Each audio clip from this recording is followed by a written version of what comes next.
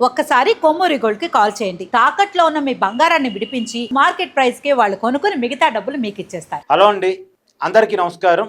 రాజకీయ నాయకుడు అన్న తర్వాత ఏ సమస్యని రాజకీయం చేయొచ్చో, ఏ సమస్యని రాజకీయం చేయకూడదో కనీసం తెలిసి ఉండాలి.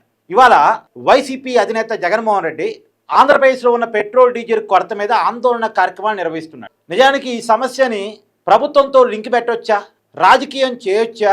నిజానికి ఈరోజు సాక్షి పేపర్లో రాసిన వార్త ఏంటంటే, ఆంధ్రప్రదేశ్లో పెట్రోల్ డీజిల్ కొరత రావడానికి కారణం చంద్రబాబు నాయుడు ప్రభుత్వం. వాళ్ళు బ్లాక్ మార్కెటింగ్ చేస్తున్నారు, ఎక్కువ ధరకు అమ్ముతున్నారు, ఇక్కడ పెట్రోల్ బంకుల్లో మాత్రం పెట్రోల్ లేదు అని రాశారు. కానీ నిజానికి అది ఆంధ్రప్రదేశ్కి పరిమితమైన సమస్య మాత్రమే కాదు, సమస్య తెలంగాణలో కూడా ఉంది. మళ్ళీ తెలంగాణ సాక్షి పేపర్ ఎడిషన్లో ఏమని రాశారు? ఆయిల్ కంపెనీలు కృత్రిమ కొరతను క్రియేట్ చేస్తున్నాయి, ప్రజలు కూడా ప్యానిక్ డిమాండ్ అయ్యి హెవీగా డిమాండ్ చేస్తున్నారు. ఒకేపేమో ఆయిల్ కంపెనీలు సప్లైని తగ్గించాయి, ప్రజలేమో ప్యానిక్కి గురై ఎక్కువ డిమాండ్ చేస్తున్నారు. అంటే ఎక్కువగా ఫుల్ ట్యాంకులు కొట్టించుకోవటం, కార్లు అయినా బండి అయినా మామూలుగా 1 లీటర్ 2 లీటర్లు రోజువారీ కొట్టించుకునే వాళ్ళు ఏకంగా రేపటి నుంచి పెట్రోల్ డీజిల్ దొరకదని కారణం చేత, లేదు రేట్లు విపరీతంగా పెరుగుతున్నాయి అనే కారణం చేత ముందే హెవీగా డిమాండ్ చేయటం, అందరూ కూడా ఫుల్ ట్యాంకులు చేయించుకునే పరిస్థితిలోకి వెళ్ళిపోవటం, క్యాన్లో పట్టి పెట్టుకోవటం, ఇలా దీని ఫలితంగా కొరత క్రియేట్ అయింది. పైగా ఇండస్ట్రియల్ వాళ్ళకేమో కమర్షియల్ డీజిల్ రేట్ పెరిగింది కాబట్టి వాళ్ళు ఏం చేస్తున్నారు, ఈ రిటైల్ మార్కెట్లో పెట్రోల్ బంక్ నుంచి డీజిల్ కొనుక్కుంటున్నారు. కమర్షియల్ డీజిల్ రేటు పెరగటం వల్ల ఈ రిటైల్ మార్కెట్లో క్యాన్లు పంపించి పెట్రోల్ క్యారీ చేస్తున్నారు. వాళ్ళు ఇక్కడ నుంచి పెట్రోల్ బంక్ నుంచి పెట్రోల్ కొనుక్కుంటున్నారు ఇండస్ట్రియల్ వాళ్ళు. ఎందుకు? వాళ్ళ కమర్షియల్ డీజిల్ ధర విపరీతంగా పెరిగింది కాబట్టి, ఇంకా రిటైల్ మార్కెట్లో డీజిల్ ధర పెరగలేదు కాబట్టి. ఇలా రకరకాల కారణాలని తెలంగాణ సాక్షి పేపర్ ఎడిషన్లో రాశారు. మరి ఆంధ్రప్రదేశ్లో మాత్రం దానికి రాజకీయాన్ని లింక్ పెట్టారు, చంద్రబాబు నాయుడు మీదకి నెట్టేశారు, టీడీపీల మీదకి నెట్టేశారు. అదేంది? సమస్య ఎక్కడైనా ఒకటే కదా, సమస్య కారణాలు ఎక్కడైనా అవే కదా. ఒకటి, ప్రజలేమో ప్యానికి గురై హెవీగా డిమాండ్ చేస్తున్నారు, దానికి తగ్గట్టుగా ఆయిల్ కంపెనీలు సప్లై చేయట్లేదు. ఇంతకుముందు ఏంటంటే బంకులు వాళ్ళు ముందు ఆయిల్ ట్యాంకర్ తెప్పించుకొని తర్వాత డబ్బులు కట్టేవాళ్ళు ఆయిల్ కంపెనీలకి, క్రెడిట్ మీద ముందు ఆయిల్ ట్యాంకర్లు పంపించేవి. కానీ ఇప్పుడు అలా కాదు, ముందే డబ్బులు కడితే ఆయిల్ ట్యాంకర్ పంపిస్తామని చెప్తున్నాయి ఆయిల్ సంస్థలు, ఆయిల్ కంపెనీలు. ఈ బంకులు వాళ్ళు ముందే డబ్బులు కట్టాల్సి వస్తుంది. డబ్బులు కట్టగలిగిన వాళ్ళు కడుతున్నారు, కట్టలేని వాళ్ళు కొద్దిగా వెనక ముందు ఆడుతున్నారు. ఒకవేళ డబ్బులు కట్టినా సరే ఏదో ఒక కారణాన్ని సాగ్గా చూపిస్తూ, నువ్వు నీ దగ్గర ఉన్న పెట్రోల్ డీజిల్ ఇంతకుముందు ఇంత అమ్మేవాడు కాదు కదా, ఇప్పుడు ఎందుకు ఇంత అమ్ముతున్నావు అని, లేదో గత సంవత్సరం ఏప్రిల్లో నీ దగ్గర ఇంత అమ్ముడు పోలేదు కదా, ఈ సంవత్సరం ఏప్రిల్లో ఎంతెందుకు అమ్ముడు పోయింది, నీకు ఎంతెందుకు అవసరం, ఏదేదో కారణం చూపిస్తూ ఆయిల్ సప్లైని తగ్గించేసాయి. అంటే ఆయిల్ కంపెనీల రాజకీయం ఏంటంటే, ఈ బెంగాల్ ఎన్నికల తర్వాత ఎట్టి పరిస్థితుల్లో పెట్రోల్ డీజిల్ రేటు పెంచుకోవడానికి ప్రభుత్వం పర్మిషన్ ఇస్తుంది. పెట్రోల్ డీజిల్ రేటు పెరిగిన తర్వాత మన సప్లై పెంచుదాం, అప్పుడు దాకా సప్లై తగ్గించుకుందాం. ఎందుకంటే ఇప్పుడు సప్లై ఎక్కువ ఇస్తే ఎక్కువ నష్టాలు వస్తున్నాయి అనేది ఆయిల్ కంపెనీల బాధ.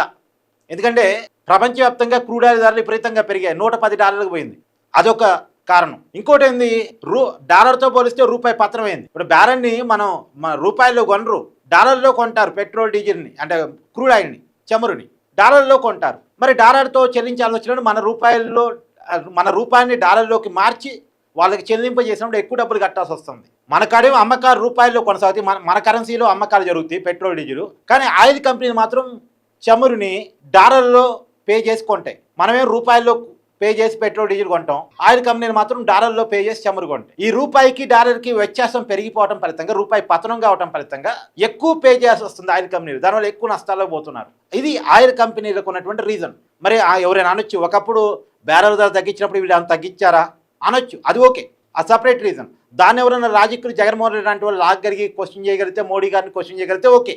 కానీ మోడీ గారిని ఇక్కడ క్వశ్చన్ చేయరు, ఇక్కడ రాష్ట్రంలో ఉన్న చంద్రబాబు నాయుడిని, టీడీపీని క్వశ్చన్ చేస్తారు. అయితే ఇక్కడ నేను చెప్పదలుచుకున్న విషయం ఏంటంటే, సాక్షి పేపర్ వాళ్ళు హైదరాబాద్లో సమస్యకి ఒక కారణం చెప్తున్నారు, ఆంధ్రప్రదేశ్లో సమస్యకు ఇంకో కారణం చెప్తున్నారు. తెలంగాణలోనేమో సమస్యకి రాజకీయాలతో సంబంధం లేదట, ఆంధ్రాలో మాత్రం సమస్యకి రాజకీయాలతో సంబంధం ఉందట. ఇది ఎక్కడ లాజిక్? ఆంధ్రాలో రాజకీయం ఉంటుంది ఈ సమస్యలో, ఆ తెలంగాణలో రాజకీయం లేకపోవటం ఏంటి? ఉంటే ఎక్కడైనా అవే ఉండాలి, సేమ్ పరిస్థితి కదా, ఆంధ్రాలో అయినా తెలంగాణలో అయినా. ఇలా హైదరాబాద్లో చూస్తున్న పరిస్థితి ఆంధ్రాలో చూస్తున్నాం, ఆంధ్రాలో చూస్తున్న పరిస్థితి హైదరాబాద్లో చూస్తున్నాం. ఇది కదా సమస్యకు కారణం. అంటే ప్రజలు ఇవన్నీ గమనించరు అనుకుంటున్నారు ఏమో, నాకు తెలియదు. ఇప్పుడు ఆందోళన చేయడానికి అనేక ప్రజా సమస్యలు ఉన్నాయిగా, లేవా? ప్రభుత్వ పరిపాలన అన్ని విషయాల్లో బాగుందా? ఏ ప్రజా సమస్యలు లేవా చేయడానికి, ఉద్యమాలు చేయడానికి? ఇప్పుడు ప్రభుత్వం కొత్త పెన్షన్లు ఇస్తుంది, మొన్నదాకా ఇవ్వలేదు, దాని మీద ఎప్పుడైనా వైసీపీ ప్రజా పోరాటం చేసిందా? ఇప్పుడు ఇలా ఆరోగ్యశ్రీ బకాయిలు ఇస్తున్నారు. ఆరోగ్యశ్రీ బకాయిల మీద మొన్నటిదాకా ఏమైనా ఆందోళన చేసిందా వైసీపీ? చేయాల్సిన ప్రజా సమస్యల మీద చేసింది లేదు.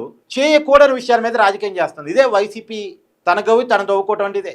మాలాంటి వాళ్ళని అడిగిన చెప్తాం, ఏ ప్రజా సమస్యల మీద ఉద్యమాలు చేయాలి, ప్రజలు కోరుకునే ప్రజలు ఇబ్బంది పడుతున్న సమస్యలు ఏంది, వాటి మీద జగన్ ఎలా జనంలోకి వెళ్ళాలి, కనీసం ప్రతిపక్షాలు ఎలా ఉండాలో కనీసం మాలాంటి జర్నలిస్టుని అడిగినా చెప్తారు. నన్నే కాదు, ఏ జర్నలిస్టుని అడిగినా చెప్తారు ఆంధ్రప్రదేశ్ రాజకీయాల మీద అవగాహన ఉన్నవాళ్ళని. కానీ మినిమం కామన్ సెన్స్ లేకుండా దేశవ్యాప్తంగా ఉన్న సమస్యని, పక్క రాష్ట్రం తెలంగాణలో కూడా ఉన్న సమస్యని కేవలం ఆంధ్రప్రదేశ్లో మాత్రమే ఉన్నట్టు దానికి రాజకీయ కారణాలు లింక్ పెడుతూ ఆందోళన చేస్తే ప్రజలు నవ్వుకుంటారు. ఏం పెట్రోల్ డీజిల్ సమస్య ఇవాళ కాకపోతే రేపు సమస్య షార్ట్అవుట్ అయిపోద్ది. నాకు తెలిసి ఇవాళ సాయంత్రానికి రేపటి షార్ట్అవుట్ అయిపోద్ది. ఇవాళ రేపో షార్ట్అవుట్ అయ్యే సమస్య కోసం ఏంటి ఆందోళన చేయటం? ఆల్రెడీ ప్రభుత్వం స్పందించక ముందు ఆందోళన చేసినా బాగుండు. చంద్రబాబు నాయుడు స్పందించారు, రివ్యూ చేస్తున్నారు, ప్రతి 3 గంటలకు ఒకసారి రిపోర్ట్ అడుగుతున్నారు మంత్రులతోటి.